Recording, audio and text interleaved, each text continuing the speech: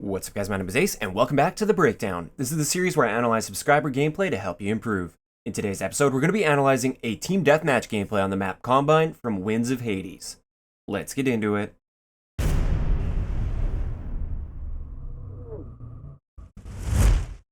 Alright guys, so first up, let's have a look at the class that he decided to use. We've got a VMP with Quick Draw, Foregrip, and Fast Mags, and we've got Ghost, Fast Hands, Awareness, and Dead Silence. This is an excellent team deathmatch class. There's really nothing wrong with this class. One thing I will say though, and we'll see this throughout the gameplay, and we're going to be talking about this quite a bit, is Fast Hands and Quick Draw aren't really helping him too much because he's very good at getting pre-aimed and ready for enemies. And in almost every situation, the enemy is coming to him rather than him putting the pressure on the enemy. But having said that, it did help him in a few situations, so I'm not saying it's a bad idea to use Fast Hands. I'm just saying with his playstyle, it could have been changed for something else. Also, Ghost is a pretty good team deathmatch perk as long as you're moving around. And he does move around a fair amount in this gameplay, but he's kind of a mobile defensive player, which we'll look at a little bit later here. So sometimes Ghost isn't really helping him too much, and other times it definitely is.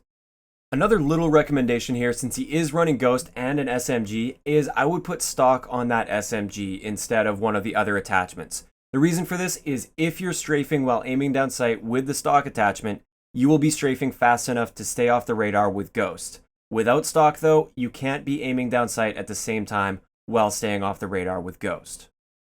It's absolutely not required, but it's just a little tip that I thought I'd point out. I haven't talked about it in a long time, so I thought I'd bring that up one more time here.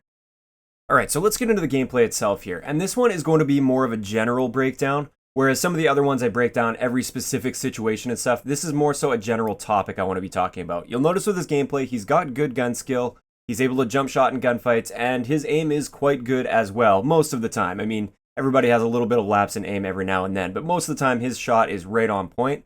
The biggest thing I want to talk about in this gameplay is his patience. He's always waiting for enemies to come to him, or almost always. You'll notice a lot of times he can hear an enemy coming and he'll just pre-aim that doorway and kill the guy as he runs into his sights. He's not camping or anything, he's just preparing for that enemy. And in a lot of scenarios, it just means free kills for him because the enemies just blindly sprint around the corner. Now this can be a very good thing sometimes and also a very bad thing. It's really good because a lot of players, they lack that patience and therefore they run out and they get themselves killed. I'm guilty of this quite often. There's many times where I know in my head that it would be the smarter thing to just wait for that enemy, but there's always that little voice that's pushing me and telling me I have to push out, I have to be the aggressor in every situation.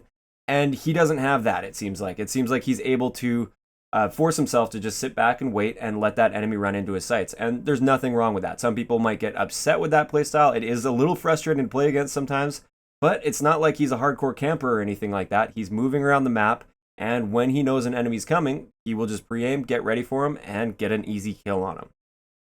Now this does work great in Team Deathmatch and in several situations in other game modes as well. This playstyle works very, very effectively. But when you start to get to some of the other objective game modes, it can definitely hold you back. And also, as a player, I feel like you don't improve as much as you could if you're always being the one that's reacting to the enemy, rather than being the one that's forcing the enemy to react to you and putting yourself in several more situations.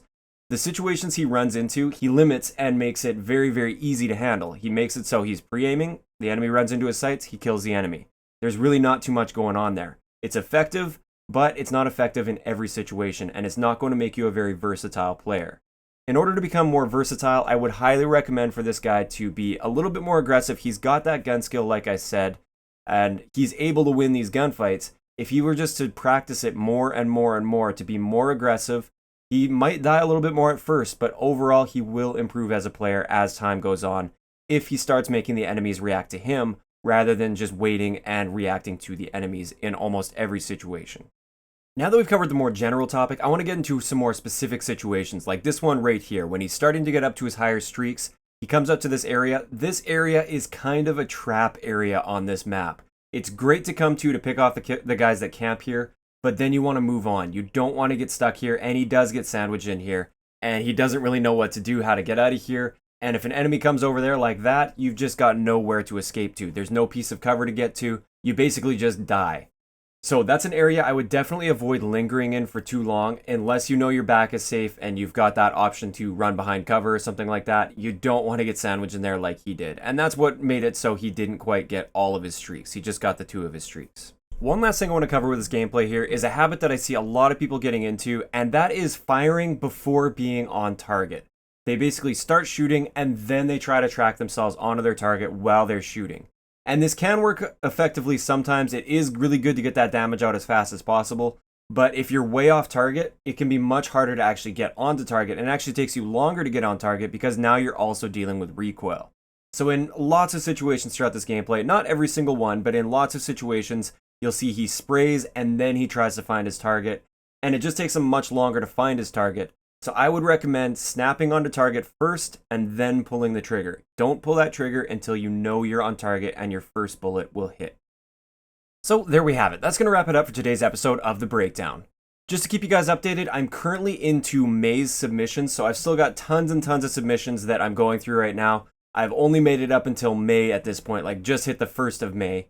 And therefore, I've still got lots of gameplays to be going over as the episodes go on here. So I am still accepting submissions. Just keep in mind, it will be a long time before I get to them. If you do want to submit a gameplay for this series, all you have to do is send a link to an unlisted raw gameplay that's at least 720p in quality to YouTube. Send that to the email address in the description below, and I'll have a look at it eventually, and it just might make it into a future episode. If you enjoyed the video, a like rating is always appreciated, and don't forget to subscribe for more if you haven't already. I'll talk to you guys next time.